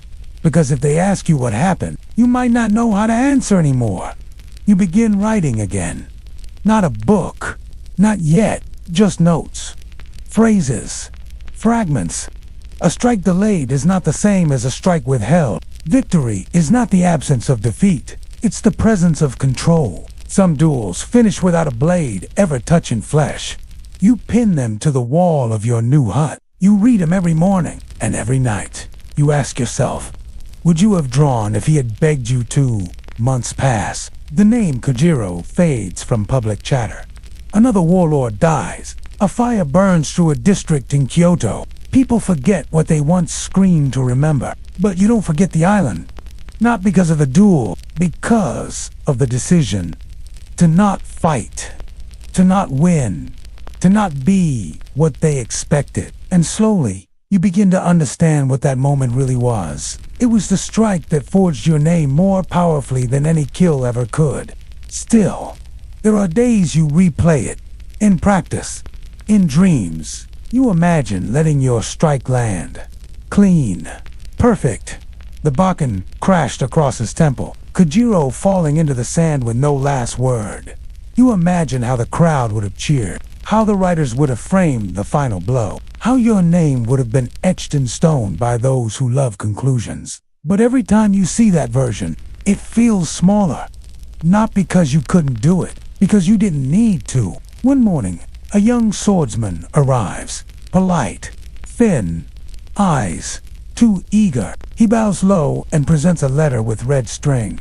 An invitation to a duel. Another master. He expects you to accept. You thank him, then burn the letter. You no longer take fights to prove you're alive. By now, you've begun writing in earnest. Not scrolls. A book. It has no title. Just lessons, reflections, geometry and grace, power and restraint. You write not to explain, but to record. Because someday, someone like you will sit under the same stars and wonder, how do you become the kind of man who walks away from a duel everyone demands you finish, and you want them to know that restraint is a form of mastery most will never understand? One quiet evening, while carving a new bakken from a fallen branch, you think again of the letter Kojiro-sente, one you burned. The 3 lines, the promise, the threat. You never responded. And maybe that's what haunts him still. Not the outcome, but the silence. You walk away from the world, not in retreat, but in search of a quieter kind of mastery. No duel sends you into the hills. No enemy chases you up the narrow road. It is simply time. Time to let your sword rest beside you rather than in your hand. Time to listen more than strike. Time to write. You are not old yet, but you feel the years gathering behind your eyes like rain clouds just beyond the ridge. The journey leads you west, through dusty valleys and worn roads, where even the trees seem to speak in softer tones. Your name still echoes in scattered towns. Musashi passed through here. They say, some think you've gone mad. Others say, you're preparing for something terrible. But only a few know the truth.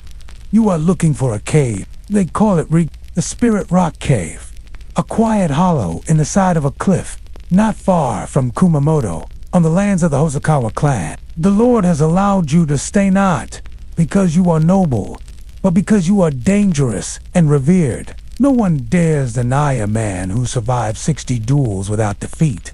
They give you rice, firewood, a single mat, and leave you alone. Exactly what you asked for. The cave is smaller than expected, 20 feet deep, ceiling just high enough to stand without bowing. A slit of sunlight cuts through the mouth every morning. By dusk, it glows gold. By night, it becomes blacker than ink. The walls are cool, damp. The air tastes of iron and moss. A perfect place to disappear. Or to remember. You arrange your space like a battlefield. One corner for sleeping, one for writing, one for weapons, one for nothing at all. Discipline, even in solitude, becomes your armor. You rise before dawn.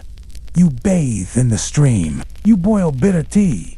And then you sit with a brush and parchment and thought. You begin the book with hesitation. The book of 5 rings.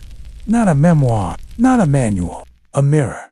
For those who dare look too deeply at themselves. You write not to impress but to sharpen. Each word must be tested like steel. Every sentence, a stance. Every page, a duel. You begin with earth, the grounding. You write of balance, of form, of structure in combat and in thought. You teach the reader to find their posture in chaos, to see not the sword, but the space between blades. You pause often, staring at the stone wall until the right line comes. Sometimes hours pass before you write again, because the truth is not rushed. It must be earned. At midday, you practice, still, not for victory, but because your body forgets faster now. You swing slowly. You measure wind with your fingertips. You walk in circles to test your stillness. No opponent faces you, only your younger self, hidden in the muscle memory of each movement. The villagers nearby bring you food sometimes. They do not knock. They leave it on a stone near the cave entrance. A boy once left a bundle of fish and waited in silence. You invited him to sit. He stared at your sword and asked, "Are you going to fight again?" You replied, "Yes." He gasped. You answered, "Myself." He laughed. You didn't. The nights grow colder. Your joints stiffen. Your hair begins to gray. But your brushwork improves. Your mind sharpens in inverse proportion to your body. You begin writing the second scroll. What do you describe? Adaptability, flow, reflection. The way a master must change, not just tactics, but self. You write be like water, without form, without expectation, ready to become the shape the world demands but never losing your essence. You pause, then add. This is harder than winning. Some evenings, you remember their faces. Kihei in the mud, Tamaji in Kyoto, Inshun with the spear, Kujiro on the beach. All are still alive in memory, not as enemies, but as teachers. You bow to them in the darkness of your cave. No one sees, but the moment matters, because reverence is part of mastery, even for those you overcame. You think, sometimes, of what would have happened had you died years ago. In that duel, in any duel, would the world be better, worse, or just quieter? You write. To seek death in every movement is to survive. To seek survival in every movement is to die. You sharpen your inkstone before bed. You stack the pages neatly. You drink tea. You press your fingers to your swords, hilt not to draw it, but to feel its presence. And before sleep finds you, you ask. Wind doesn't knock. It slides through the cave's entrance like a whisper you almost remember. At first you ignore it, but after weeks of writing in stillness, sharpening your mind into brushstrokes and bamboo splinters, you start to feel it more deeply. Movement outside yourself. You sit before the parchment, the cave dimly lit by a single flame, and begin to write the third scroll. It is the hardest so far, because it isn't about your style, it's about everyone else's. The schools, the methods, the ways people cling to form, as if it will save them. You're right, slowly, deliberately. The enemy is not their sword, the enemy is their habit. You pause, sip tea, the wind shifts. The way he circled, pressed in. He respected distance only until it suited him. You remember Tamaji in Kyoto. He fought like he read poetry. But poetry doesn't win wars. You right. The flaw in other schools is not their form, but their reliance on it. The fire crackles beside you. Its rhythm is a kind of teacher. Too fast, slow, flickering, sudden, like a duel. Like a breath before drawing steel. You stare at the flame, then dip your brush again. The school of emptiness teaches nothing, but it allows everything. A messenger arrives at the cave the next day. Yan Iga, wearing the crest of the Hosokawa clan, who have allowed you to live here, undisturbed. He bows deeply, holding out a letter. It is unopened, sealed with black lacquer. You break it carefully. Inside, a request. Lord Hosokawa Tadatoshi invites you to his castle, not for battle, not for show, but to speak, to teach, to explain what you know. You look at the fire, you look at the scrolls, you look at your sword, then you look at the boy and say, in 3 days, 3 mornings later, you dress in your plainest robe, not armor, not for battle, but for memory. Your sword stays wrapped in cloth at your side, not as a threat, as a companion. You descend the mountain path. As the mist rises, your feet feel heavier now, not from weakness, from understanding. Every step matters. Hosokawa's retainers greet you with more reverence than you like. They offer you plum wine, rich food, cushioned seating. You decline most of it, but you accept the silence. It's the first noble house that knows how to listen. When Tadatoshi finally speaks, he does so plainly. I want to know what lives behind your sword. You do not answer immediately. You take a sip of barley tea, trace the rim of the cup with your finger, then say, there is nothing behind the sword. You stay for 3 days. You do not teach forms. You teach rhythm. You do not demonstrate strikes. You demonstrate awareness. You spar only once with his most senior swordsman, a calm man, hands steady. You don't strike him, you let him defeat himself 3 times. With his own assumptions, Tadatoshi watches silent, then nods. This, he says, is worth more than armies. You bow and leave. Back in the cave, you return to the scroll. When you write, to fight like the wind is to be forgotten. To be forgotten is to be free. You lean back, breathe deeply. The fire crackles again. The wind returns. It is not threatening. It does not need to be. That evening, you burn the mistakes, the discarded drafts, the false metaphors, the explanations that sounded clever but meant nothing. Flames consume them without complaint. You watch the ashes drift toward the cave's mouth, then vanish. Not everything needs to be kept. Some lessons are meant to evaporate. You carve a new bakken the next day. Not because you need one, because it helps you think. This one is heavier, rougher, unbalanced even. You train with it anyway. Let the flaws teach you something new. You write about this too. In the margins of the scroll, the perfect blade makes a lazy hand. The flawed blade makes a mindful one. You underline it twice. The nights grow colder. You feel it in your knees, in your spine. But the writing continues. Slower now, but clearer. Like a mountain stream, running thinner as winter comes, but purer. Before sleep, you write one final line at the bottom of the wind scroll. A school is a cage with elegant bars. You stare at the words until the flame flickers out. Then you lie in the dark and wonder, will anyone read these words and understand? Or will they just memorize them? There comes a point when even mastery feels like a memory. Not because it fades, But because it no longer needs your effort to exist, your body now carries lessons. Your mind no longer rehearses. Your sword doesn't sleep beside you out of caution. It stays near because it always has. It's not a weapon anymore. It's a reminder of everything you once were and everything you chose not to become. You begin writing the final scroll, the scroll of void. It is the shortest and the hardest, because how do you explain nothing? Not emptiness in the way others think. Of it no hunger, no pain, no war, but nothingness as truth. Formless, ageless, beyond the sword, beyond even you. You light the candles slowly, warm your inkstone with a steady hand. The brush feels heavier than it used to, but your grip is lighter. You begin. The void is not the absence of things. The void is that which allows all things. You pause, close your eyes, listen to the wind in the trees outside the cave.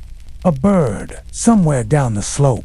The slow beat of your own heart. You write a warrior who lives only in form, forgets that form is temporary. The true master draws from the place before thought.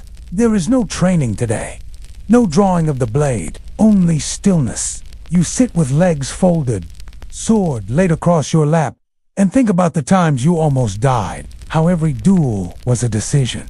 How every swing carried the weight of finality. And how you survived not because of strength, but because of clarity. The kind that can't be taught, only realized. You think of Kojiro again?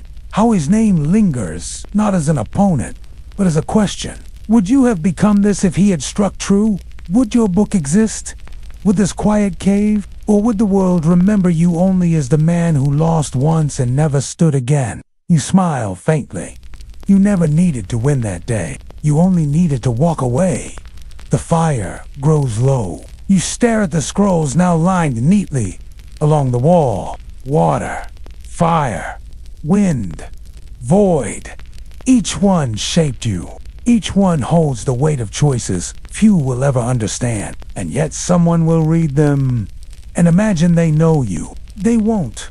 They'll study your grip, imitate your stance, memorize your words like prayers. But few will grasp the one truth you wrote near the end of the void scroll. There is nothing to attain. There is only awareness. And in awareness, there is no opponent. Your hands tremble now more often. Not in fear, just age. You do not sharpen your blade anymore. You keep it clean, but you've already cut what needed cutting. The enemies are gone. The ghosts are quieter. And even the questions have softened. You wonder, some evenings, as the stars flicker through the cave's mouth like ancient gods watching in silence. What is left of a warrior when there are no more battles? The answer, you've come to believe, is this. A sweep of the floor, a sip of bitter tea, a line written with care, a breath drawn slowly, a blade on. One night, near the end, a young man appears. He doesn't speak at first, just bows deeply at the cave's edge, and waits. You nod. He approaches, sets down a bundle of rice and dried fish. Then he sits. Finally, he says, I read your book. You nod again. He swallows hard. I don't understand the void. You raise your eyes. He continues, I can repeat the lines. I know the characters. I've copied the scroll 10 times. But he trails off. I don't feel it. You stare at him gently. Then say, you won't. He blinks. Not until the sword disappears. He leaves quietly. And you feel peace. Because you know now. The book is not for the ones who seek mastery. It is for the ones who seek truth, even if it comes only when their blade finally rests. You wake one morning and realize there is nothing more to write. The scroll is complete. The ink has dried. The sword remains, but the warrior does not need it anymore. You walk outside the cave, barefoot. Feel the earth. Breathe the mist. Bow to the trees and whisper into the air. Thank you, not to a god, not to an enemy, but to the path itself. You return inside, lie down, close your eyes, and think of your first duel in the mud, your last duel in the silence, and the countless steps in between. Each one shaped by choice, not force. When your hand finally releases the sword, it does so with no fear, only stillness. And in that stillness, the void breathes back. It begins as a rumor, then a chant, then a warning, a curse. Musashi has never been defeated. You hear it in rice markets, whispered by boys too young to hold a blade. You hear it in tea houses, murmured between sips. You hear it before duels, from men already halfway to fear. Invincible. The word follows you like your shadow. And like your shadow, it stretches longer, the lower the sun gets. You didn't ask for it. The title, the myth. The murmur said every duel you touched turned to history. But what choice did you have? You lived. They didn't.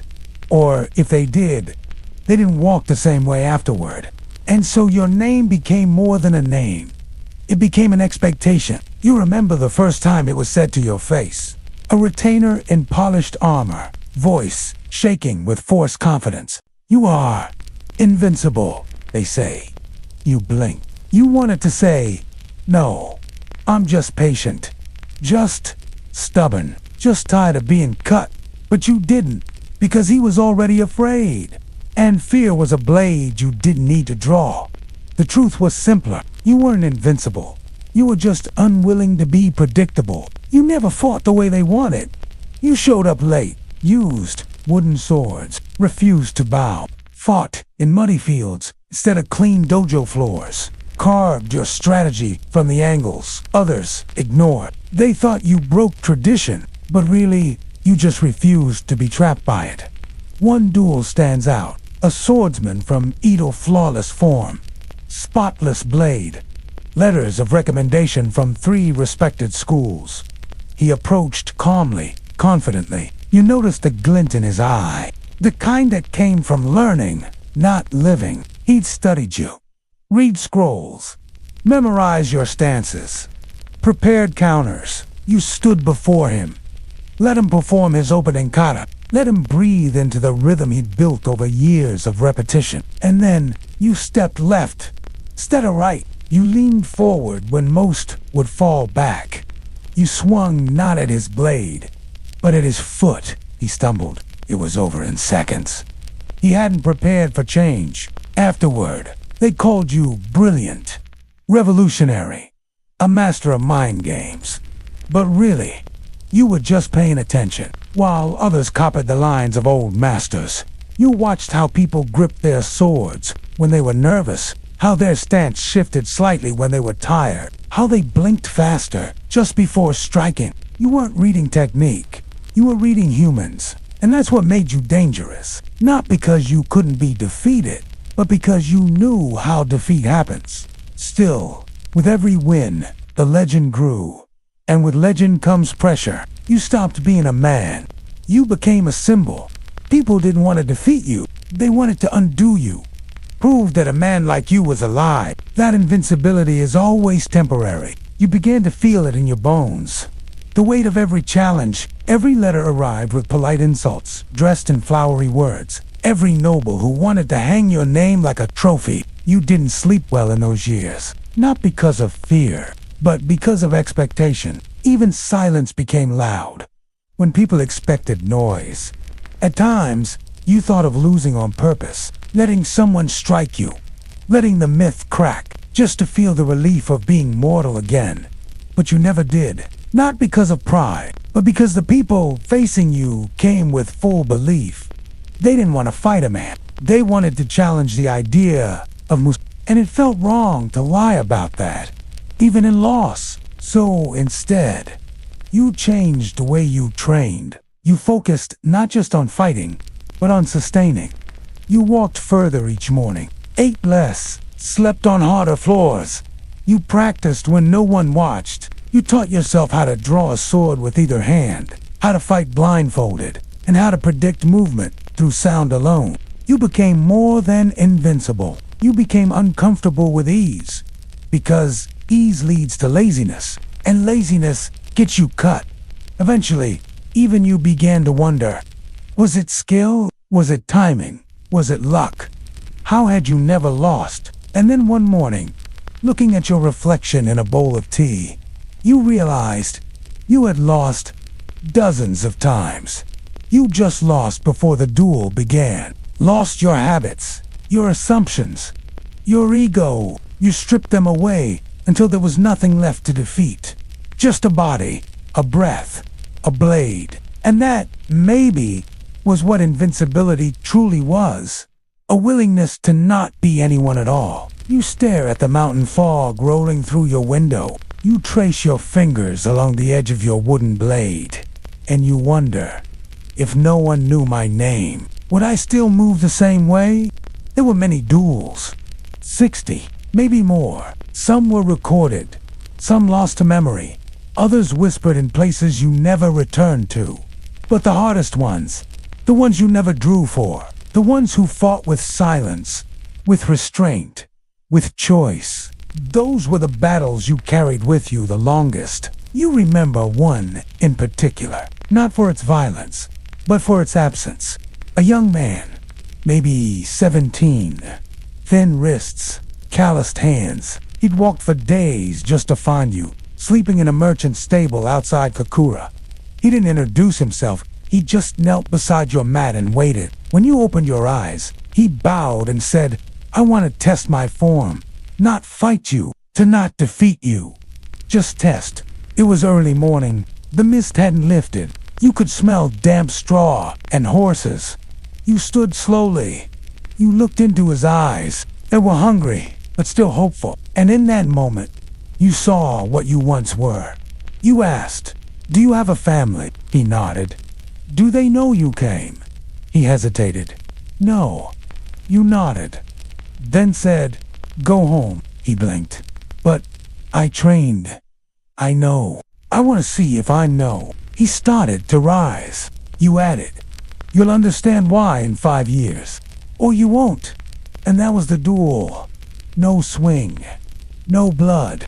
Just your refusal to take something from him he didn't yet know he had. You never saw him again. Maybe he found another master. Maybe he gave up the sword. Maybe he died on some other road. But the choice you made lingered like a shadow cast in morning light. Because invincibility isn't just about winning. It's about deciding when not to win. You kept a list once, not of victories, but of near duels, moments where the spark almost caught. Moments where your hand hovered near the hilt, but never drew. A merchant who cursed you for refusing his wine. A samurai who bumped your shoulder on purpose. In a crowded street, a drunk who insulted your name, loud enough for the whole inn to hear. A thief who held a knife to your chest while you slept beneath a tree. All alive, because you chose not to perform. Not every insult needs a counter. Not every threat requires a strike. You learned that only after becoming feared. Because when your name is heavier than your sword, you learn that most people fold before the fight even begins. But you also learn something else. That being invincible ... is lonely. People approached you like a challenge, not a man. They tested your legend, not your conversation. They bowed out of fear, not respect.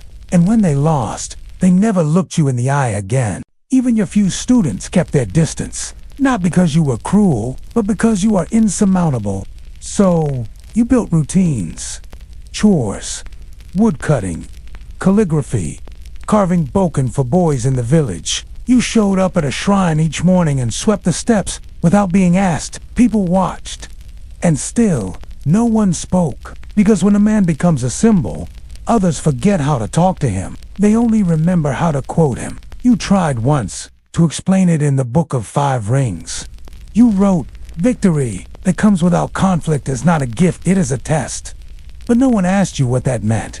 They underlined it, copied it, repeated it to their students. No one ever asked if it made you happy. Once, a wandering monk visited your cave. He shared his rice with you, listened quietly as you spoke of rhythm and posture and timing. Then he asked something no one else ever had. "Do you wish you'd lost?" You didn't answer at first. Then you said, "No." but I wish it had felt more like winning. You remember the smell of that moment. Rain on stone, steam from the tea between you. You remember realizing, for the first time, that maybe your greatest victory wasn't a duel at all. Maybe it was the choice not to become what they feared you were. Not a butcher, not a showman, not a god. Just a man who could have killed, but didn't. And now, as the candle flickers against the scrolls lining your water, fire, wind, void, you finally let go of the question that has whispered through every year of your legend. Was I undefeated because no one could beat me? Or because I never let the fight become bigger than the moment? You no longer hear the word invincible spoken aloud. Not because it isn't said, but because you've stopped listening for it. The myth has moved on without you, grown taller, broader, and more exaggerated with each retelling. It no longer fits the man sitting cross-legged in a cave, ink-stained fingers and tired knees. You've written your scrolls, you've fought your fights, and now the world thinks it understands you, because the world needs to believe in a man who could not be beaten. But you know the truth, and it is much quieter. One morning, a new student arrives. He isn't invited. He's just there at the cave mouth. 17, maybe. Clumsy bow, eyes filled with fire. I want to learn from you. You nod once, nothing more. He waits, then blurts, I've read all your scrolls. You believe him. He speaks the phrases by heart. He knows the 5 ways of attack. He's practiced dual sword forms in the field behind the shrine. He says he's even memorized your thoughts on timing and rhythm. You sip your tea, then say, good. Now forget them. He blinks. Forget them. You nod. If you want to learn anything real, forget everything you came with. He stays. Days pass. He follows your rhythms, fetches water, cuts wood, and copies kanji onto spare parchment. You watch how he holds the broom, how he sets his feet when slicing vegetables, how he forgets to exhale when stepping out of the cave in the mornings. He asks you to spar. You say, no, not yet. You ask him to sweep in circles without leaving a mark. He tries for hours. At night, he sleeps beside the cave mouth, curled like a question waiting to be answered. Eventually, you let him train. Slow movements. 1 blade, then 2. He's good, not great. Precise, but mechanical. He waits for praise.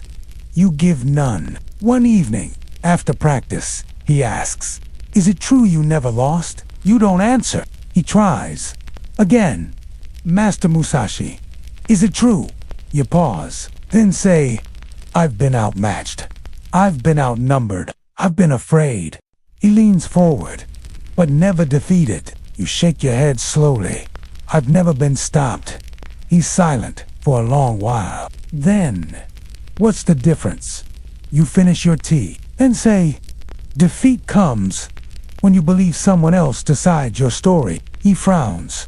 You add, no one ever decided mine. He trains harder after that. But something changes. He stops asking for technique. He stops quoting your scrolls. He starts watching not your movements, but your choices. How you shift weight when stepping out of the cave. How you place a bowl before drinking. How you bow not as ritual, but as recognition. One night, he says, your book, it's not about killing, is it? You nod. It's about being too aware to need to. You watch him struggle with that, because it's not a lesson you can teach. Only demonstrate, and even then only if he's ready to see it. Most aren't. They want invincibility to be a shield. But real mastery is a mirror. It doesn't protect, it reveals. On the last day, he packs without a word. You don't ask why. He bows deeply, then says, I used to think invincibility meant no one could touch you. You tilt your head. He continues, now I think it means knowing when not to raise your sword. You nod. He steps back into the morning light, then disappears down the path. You don't watch him go, because you don't need to. The lesson is already moving forward. You return to the cave. The scrolls sit quietly in their place. Your sword rests, untouched, beside your mat. The ink is dry, The fire has burned low. There's no one left to duel, no one left to impress, and in the stillness, you feel it again. That strange, steady echo beneath all things. Not power, not glory, not even peace, just presence. And finally, after all the years, all the movement, all the discipline, you understand.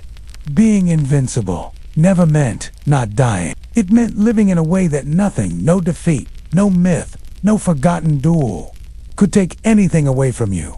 Because you never held on too tightly. Not to victory, not to pride, not even to your name.